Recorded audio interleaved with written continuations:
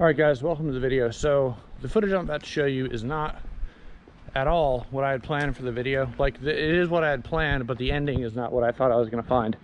So this was supposed to be pretty much how to do axle bearings on the 2007 Mustang. This one's GT500, but they all pretty much have the same rear diff. They're GT500, doesn't matter. Special editions, pretty much anything but the V6. So I'm going to go ahead and roll through that footage and I'll show you what happened.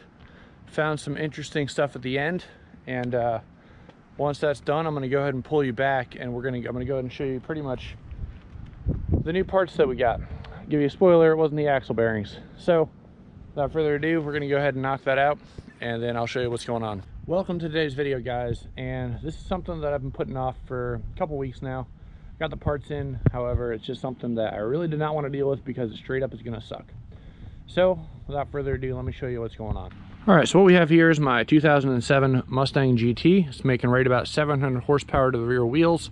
It has been drag raced quite a bit in its life. I'm just starting to get into the drag racing myself.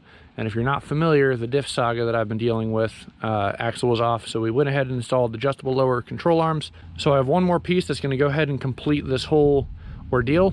And that's gonna be the Shy diff brace. That's gonna make sure none of my axle tubes have any issues or anything when I put the slicks back on and go back to launching it. However, before I do that, I need to do my wheel bearings. So let me throw in a clip real quick of what the car currently sounds like. Now, I didn't notice this before because I had bushings for my lower control arms, and now I do not. It transfers a lot more noise, and hence I hear noises. However, I'm about to jack it up, and I will show you, right after you listen to this, kind of why I'm doing wheel bearings on this car.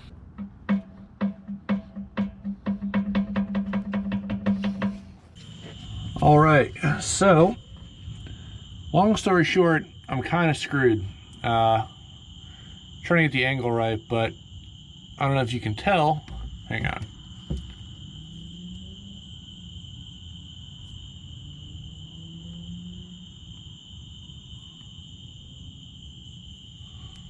All right, so I don't know if you can tell, but the metal on the side closest to the gears is actually peeled up. I'm talking on the left and right outer sides. So you can kind of tell it's not squared up and smooth like the rest of the metal is there.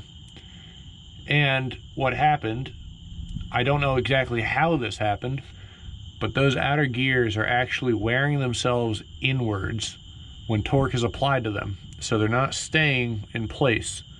I have absolutely no clue why that's the case, but that's what's happening. So I contacted Eaton. I went ahead and sent them an email just now. I have no clue if they're going to offer a warranty. I'm hoping they're going to offer to rebuild it. Or even if I pay for parts, that's still cheaper than a new one of these. These stupid things are like $600. So I'm going to wait and pretty much put it back together. There's nothing I can do with it right now. I mean, that's obviously an issue. I don't have a new one to put in here. I need to be able to drive this car a little bit here and there. So, I mean, it's not going to make itself any worse. It's just internal damage to the actual diff, not to the surrounding components. So I'm going to put it back together. I'm not hooning around in it, that's for sure, until I can get this figured out. And then once that's done, we're going to go ahead and pretty much replace it. So to replace this thing, it's not too bad. Got 4 bolts right there. That's going to pop out the pinion gear and differential all together.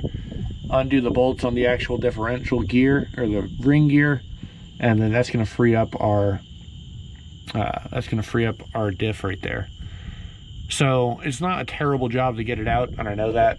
My first clue should have been earlier in the video when that oil came out, kind of like a gray color, but it is what it is, guys. So that's going to end it off for this one. At least now you have some closure. So I don't think that was the source issue with my pulling to one side. However, that's 100% that scraping sound.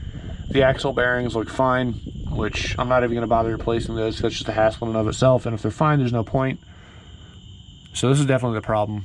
I also noticed that when I was doing the wiggle test, I felt more wiggle on the inner side, meaning the diff side, than I did on the outside, which would be the bearings. So I was kind of hoping that maybe that was just the axle bearings themselves going bad, but clearly that's not the case, and that's what we have to deal with. So as I was saying, that's going to end this one off, guys. it's been real. I'm gonna have to figure this out and then I'll get back to it. In the meantime, we're gonna keep working on Slade over there. Got another episode of him filmed. It's nothing too crazy, just kind of talking about future plans with the car.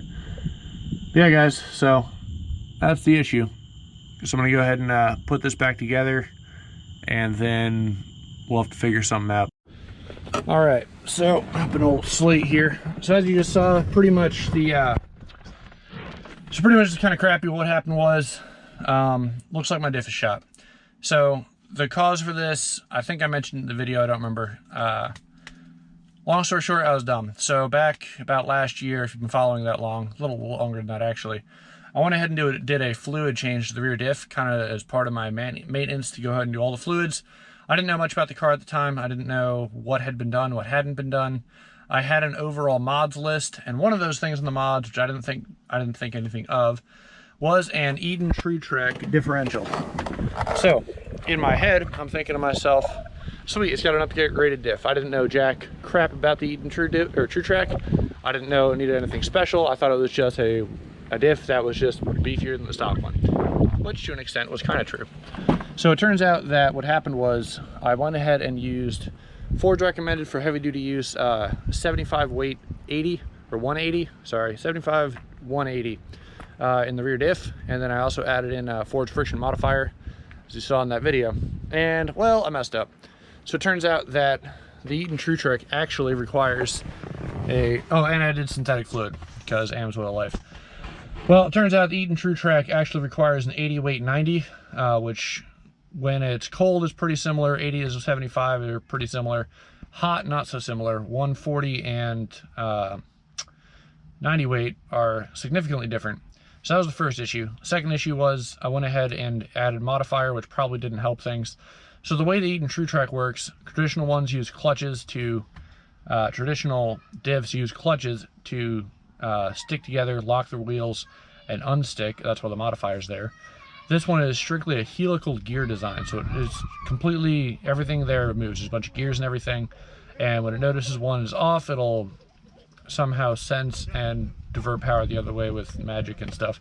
Eden has a really cool video to make it work on their website, but it actually operates off of friction, if that makes sense. So between the modifier, which I don't really know exactly what that did, what I think happened is I starved the center section of oil, one, because it was too thin, and two, the modifier probably played an effect in there somewhere, and it being synthetic, all of it together, just, it didn't stick very well to the gears. So I have my new one, and I'm gonna throw in pictures real quick. So first up, here's the old one. Where the arrows are pointing, they're not perfect, they're a little bit off, but as you can see, their gear seems to have slid inwards a bit. The axle on the right side is actually out. The one on the left side, there's a little lip that's worn in there, so I'm having a real hard time getting that out. Still need to pull it out. But pretty much what happened was the gear, as you can see, there's a lot of like bearing material there. So here's the other one. Now look in the little spots where there's little squares cut out. So those squares exist on the new one. If you look back to the old one, they're gone, which tells you how much has worn and how much play there is in those gears now. So that's not good at all. So as you can see, obviously I have a new one, and the reason it's taking so long to install is because differential installs are one of those things that have kind of freaked me out. There's a lot that goes into them measurement wise to make sure they're perfect. I think I have a good handle on it at this point. I'm just missing a few tools. So I ordered carrier bearings. I did not realize that I needed to get new carrier bearings at the time. When I ordered that diff, I thought it was just pull the diff out, slap the ring gear on, put it back in. There's obviously more to it than that. I was trying to be lazy and just make assumptions about how that worked. That's not what I want to do for this differential. I want to make sure it's good and it stays for a long time, because they're not super cheap. It's like 500, almost 600 bucks for that stupid thing, not including bearings and other materials that have to go into it. So we're doing bearings, carrier bearings. It came with a shim pack and everything. They have not come in yet. I need to get a press. I have a small press. It is not big enough to fit a differential, so that kind of sucks. So I got to get a bigger press, and I need to get some kind of bench vise so I can torque the ring gear down correctly. So that's kind of what I'm waiting on and why I'm dragging my feet about it. It's a lot of expensive stuff all at once. That and between the truck getting together, I didn't expect to have this crazy differential problem at the time. So things are going a little bit slower for the car right now, but I mean, it is what it is, guys. So I just kind of wanted to give you an update on what was going on with the differential. I wanted to kind of why the GT500 hasn't been on the channel very much in the past couple weeks, and that's what I'm dealing with. So pretty soon here, oh, the other issue, I almost forgot, the area I'm in, I don't have a garage obviously, so I don't want to just leave the diff wide open. So I'm kind of waiting till I have everything ready to knock out this diff all at once. I'm not trying to drag my feet and keep the differential wide open in the parking lot for like a week or two while I wait on random parts to show up. But yeah, guys, so that's kind of what's going on. Future plans for that are kind of, I mean, they're coming along. I want to get the car back up and running as soon as possible. It just takes time, and unfortunately with work and everything like that, it's a little bit lacking. Other than that, I want to show you guys the inside of Slate real quick. This isn't a Project Slate episode, but I figured I'd throw it in here. If you're not tracking, this is my 2001 Dodge Ram 3500. But as you can see, new seats are in. I already got them dirty. That's awesome. I got to clean that off. I don't even know where that came from. But new seats are in. Center console's still OG, so it's got little rips and tears in it. Went ahead and put a new head unit in. I had to cut out the old one. They don't make an aftermarket one that fits, and the curves are kind of weird. I haven't figured out how I'm going to fill that in yet. I might get some black caulk or something just to kind of like smooth it out a little bit.